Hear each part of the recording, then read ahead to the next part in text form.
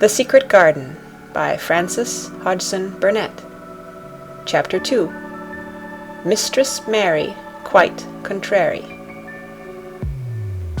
Mary had liked to look at her mother from a distance, and she had thought her very pretty, but as she knew very little of her, she could scarcely have been expected to love her or to miss her very much when she was gone.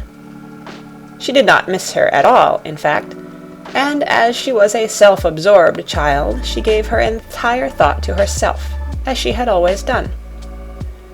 If she had been older, she would no doubt have been very anxious at being left alone in the world, but she was very young, and as she had always been taken care of, she supposed she always would be.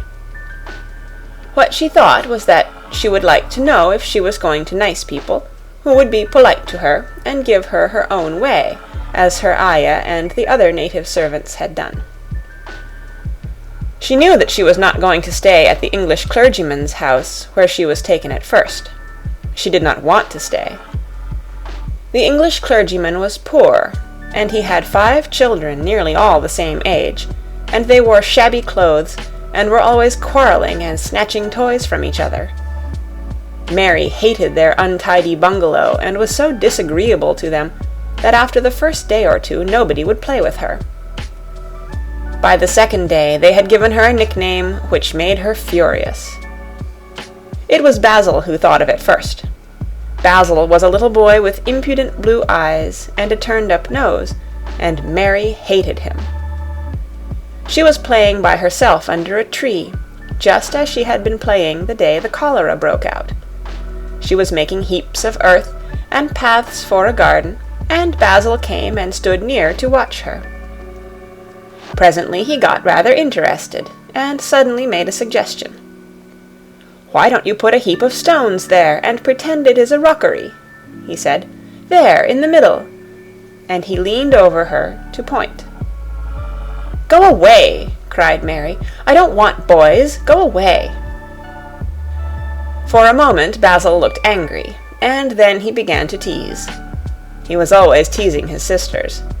He danced round and round her, and made faces, and sang and laughed. "Mistress Mary Quite Contrary, how does your garden grow? With silver bells and cockle shells, and marigolds all in a row." He sang it until the other children heard and laughed too, and the crosser Mary got, the more they sang, "Mistress Mary Quite Contrary." And after that, as long as she stayed with them, they called her Mistress Mary Quite Contrary, when they spoke of her to each other, and often when they spoke to her. "You are going to be sent home," Basil said to her at the end of the week, "and we're glad of it." "I am glad of it too," answered Mary. "Where is home?" "She doesn't know where home is," said Basil, with 7-year-old scorn. "It's England, of course. Our grandmamma lives there, and our sister Mabel was sent to her last year. You are not going to your grandmamma. You have none. You are going to your uncle. His name is Mr. Archibald Craven."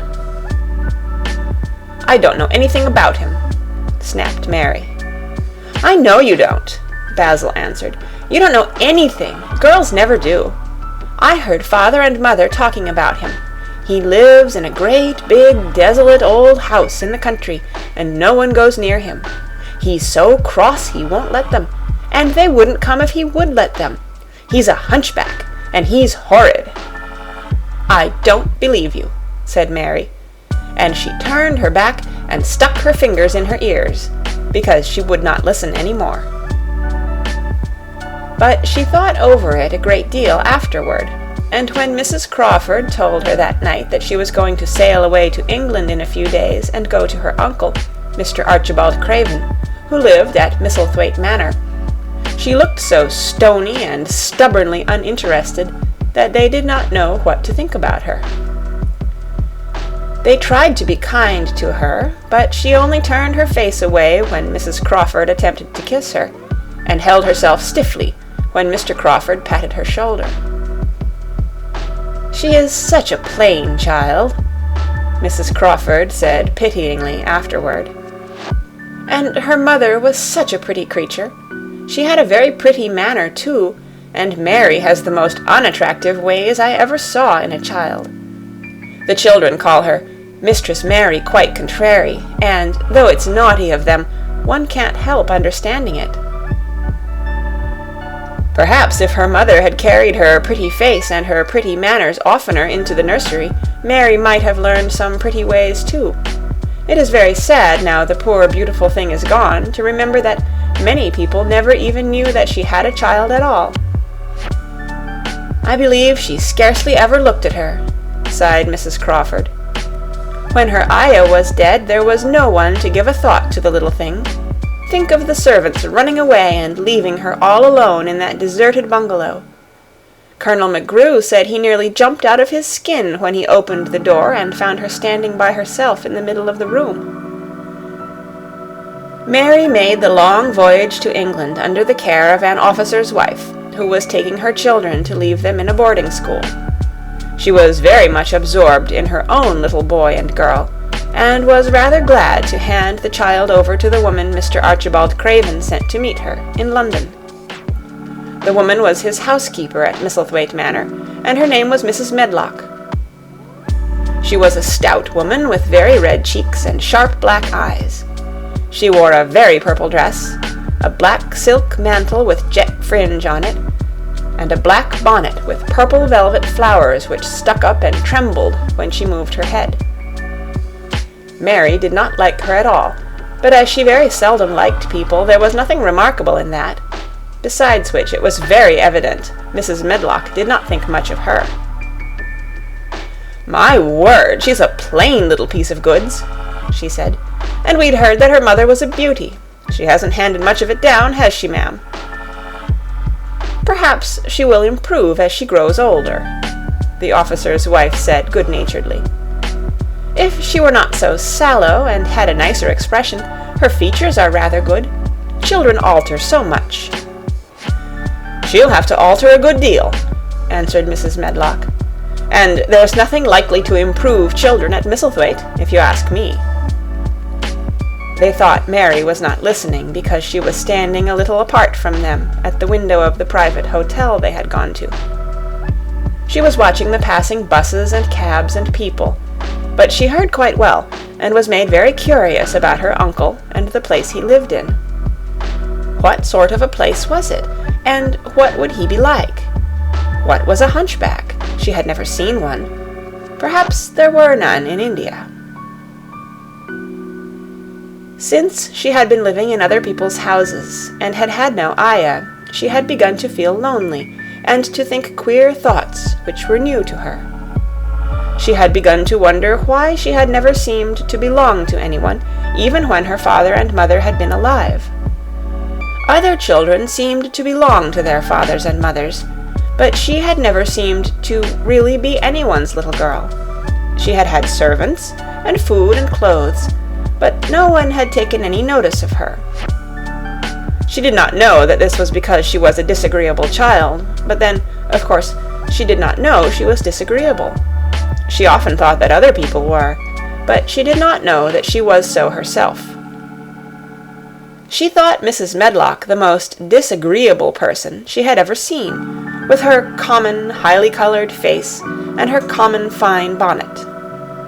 When the next day they set out on their journey to Yorkshire, she walked through the station to the railway carriage with her head up and trying to keep as far away from her as she could, because she did not want to seem to belong to her. It would have made her angry to think people imagined she was her little girl. But Mrs. Medlock was not in the least disturbed by her and her thoughts.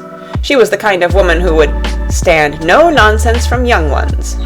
At least, that is what she would have said if she had been asked.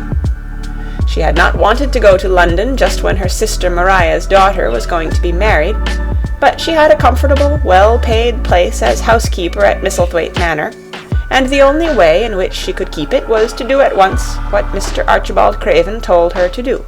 She never dared even to ask a question. "Captain Lennox and his wife died of the cholera," Mr. Craven had said in his short, cold way. "Captain Lennox was my wife's brother, and I am their daughter's guardian. The child is to be brought here. You must go to London and bring her yourself." So she packed her small trunk and made the journey. Mary sat in her corner of the railway carriage and looked plain and fretful. She had nothing to read or to look at, and she had folded her thin little black-gloved hands in her lap. Her black dress made her look yellower than ever, and her limp, light hair straggled from under her black crepe hat. A more marred-looking young one I never saw in my life, Mrs. Medlock thought. Marred is a Yorkshire word, and means spoiled and pettish. She had never seen a child who sat so still without doing anything, and at last she got tired of watching her, and began to talk in a brisk, hard voice. "I suppose I may as well tell you something about where you are going to," she said. "Do you know anything about your uncle?" "No," said Mary. "Never heard your father and mother talk about him?" "No," said Mary, frowning. She frowned because she remembered that her father and mother had never talked to her about anything in particular. Certainly they had never told her things. "Humph," muttered Mrs. Medlock, staring at her queer, unresponsive little face. She did not say any more for a few moments, and then she began again. "I suppose you might as well be told something, to prepare you. You are going to a queer place." Mary said nothing at all, and Mrs. Medlock looked rather discomfited by her apparent indifference. But, after taking a breath, she went on. "Not but that it's a grand big place in a gloomy way, and Mr. Craven's proud of it in his way, and that's gloomy enough too. The house is 600 years old, and it's on the edge of the moor, and there's near 100 rooms in it, though most of them shut up and locked. And there's pictures and fine old furniture and things that's been there for ages, and there's a big park round it, and gardens and trees with branches trailing to the ground, some of them." She paused and took another breath. "But there's nothing else," she ended suddenly. Mary had begun to listen in spite of herself. It all sounded so unlike India, and anything new rather attracted her. But she did not intend to look as if she were interested. That was one of her unhappy, disagreeable ways. So she sat still. "Well," said Mrs. Medlock, "what do you think of it?" "Nothing," she answered. "I know nothing about such places." That made Mrs. Medlock laugh a short sort of laugh. "Eh," she said, "but you are like an old woman. Don't you care?" "It doesn't matter," said Mary, "whether I care or not." "You are right enough there," said Mrs. Medlock. "It doesn't. What you're to be kept at Misselthwaite Manor for I don't know, unless because it's the easiest way. He's not going to trouble himself about you, that's sure and certain. He never troubles himself about no one." She stopped herself as if she had just remembered something in time. "He's got a crooked back," she said. "That set him wrong. He was a sour young man, and got no good of all his money and big place till he was married." Mary's eyes turned toward her in spite of her intention not to seem to care. She had never thought of the hunchback's being married, and she was a trifle surprised. Mrs. Medlock saw this, and as she was a talkative woman, she continued with more interest. This was one way of passing some of the time, at any rate. She was a sweet, pretty thing, and he'd have walked the world over to get her a blade of grass she wanted. Nobody thought she'd marry him, but she did, and people said she married him for his money. But she didn't. She didn't. Positively. When she died... Mary gave a little involuntary jump. "Oh, did she die?" she exclaimed, quite without meaning to. She had just remembered a French fairy story she had once read called Riquet à la Houppe. It had been about a poor hunchback and a beautiful princess, and it had made her suddenly sorry for Mr. Archibald Craven. "Yes, she died," Mrs. Medlock answered, "and it made him queerer than ever. He cares about nobody. He won't see people. Most of the time he goes away, and when he is at Misselthwaite he shuts himself up in the west wing, and won't let anyone but Pitcher see him. Pitcher's an old fellow, but he took care of him when he was a child, and he knows his ways." It sounded like something in a book, and it did not make Mary feel cheerful. A house with 100 rooms, nearly all shut up and with their doors locked, a house on the edge of a moor, whatsoever a moor was, sounded dreary. A man with a crooked back who shut himself up also. She stared out of the window with her lips pinched together, and it seemed quite natural that the rain should have begun to pour down in grey slanting lines, and splash and stream down the window panes. If the pretty wife had been alive, she might have made things cheerful by being something like her own mother, and by running in and out and going to parties, as she had done in frocks full of lace. But she was not there any more. "You needn't expect to see him, because 10 to 1 you won't," said Mrs. Medlock. "And you mustn't expect that there will be people to talk to you. You will have to play about and look after yourself. You'll be told what rooms you can go into and what rooms you're to keep out of. There's gardens enough. But when you're in the house, don't go wandering and poking about. Mr. Craven won't have it." "I shall not want to go poking about," said sour little Mary. And just as suddenly as she had begun to be rather sorry for Mr. Archibald Craven, she began to cease to be sorry, and to think he was unpleasant enough to deserve all that had happened to him. And she turned her face toward the streaming panes of the window of the railway carriage, and gazed out at the grey rainstorm, which looked as if it would go on for ever and ever. She watched it so long and steadily that the greyness grew heavier and heavier before her eyes, and she fell asleep. End of Chapter 2. Read by Kara Schallenberg on January 5th, 2006, in Oceanside, California.